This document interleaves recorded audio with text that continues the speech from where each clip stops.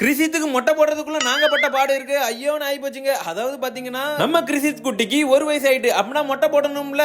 நம்ம ஃபேமிலியில வந்து பாத்தீங்கன்னா எப்போதுமே மொட்டை திருச்செந்தூர்ல தான் போடுவாங்க. உடனே நம்ம ஃபேமிலி அண்ட் ஃப்ரெண்ட்ஸோட கிரிட்டுன்னு நம்ம திருச்செந்தூர் கோயிலுக்கு போயாச்சுப்பா. கிறிசித்துக்கு மட்டும் தான் மொட்டை அடிக்க போறீங்களான்னு சொல்லி கேட்டா அப்படி இல்லைங்க, நாங்க 3 பேருமே முடி கொடுக்க போறோம். உடனே அப்படியே கிரிட்டுன்னு போய் நம்ம டோக்கன்லாம் வாங்கிட்டு வந்தாச்சுப்பா. என்ன டோக்கன் பாத்தீங்கன்னா முடி வெட்டுறதுக்கு தான் டோக்கன். டோக்கன்லாம் வாங்கிட்டு வந்தாச்சுப்பா. பயவுள்ள ஃபர்ஸ்ட் நல்லா தான் சிரிச்சிட்டு இருந்தான். ஆனா மொட்டை போடும் போது என்ன பண்ண போறானோ தெரியலையான்னு சொல்லிட்டு நினைச்சோம். கரெக்டா மாதிரி அடம் பிடிக்க ஆரம்பிச்சிட்டான்ப்பா. ரிஷித்தோட தாய் மாமா மடியில வச்சு மொட்டை போட ஆரம்பிச்சாச்சு. கொஞ்ச நேரம் அமைதியா தான் இருந்தான். அதுக்கப்புறம் பாருங்க பண்ற அட்ராசிட்டியை விடாம அழ ஆரம்பிச்சிட்டான்ப்பா. என்ன பண்ணணும்னு எங்களுக்கு தெரியல. கடைசியில சமாதானப்படுத்தி பார்த்தா ஆஹா ஒண்ணுமே பண்ண முடியலப்பா. நானும் கொஞ்ச நேரம் பார்த்துட்டே இருந்தேன். இது சரிப்பட்டு வரான்னு சொல்லிட்டு ஒரு லாக்க போட்டு விட்டு அப்படியே மொட்டை அடிச்சு விட்டாச்சுப்பா. அதுக்கப்புறம் என்ன ரெண்டாவது நம்மளுக்கு தான் மொட்டை. அப்படியே அண்ணன் கிரிட்டு பிளேட வச்சு இழுத்து விட்டாருப்பா. நம்மளும் மொட்டை போட்டு முடிச்சாச்சு. அடுத்து வந்து கவிதாக்கு வந்து பூ முடி கொடுத்தா. நெக்ஸ்ட் என்ன மறுபடியும் வில்லன் பொன்னமலை மாதிரி ஆகியாச்சு. அதுக்கப்புறம் பாத்தீங்கன்னா கிரிட்டுன்னு ஃபேமிலியோட போய் கடல்ல போய் ஒரு முங்கிட்டு வந்தாச்சு. அப்படியே மொட்டையில சந்தனத்தை தேய்ச்சிட்டு நம்ம முருகரையாவை நல்லா கும்பிட்டு வந்தாச்சுங்க.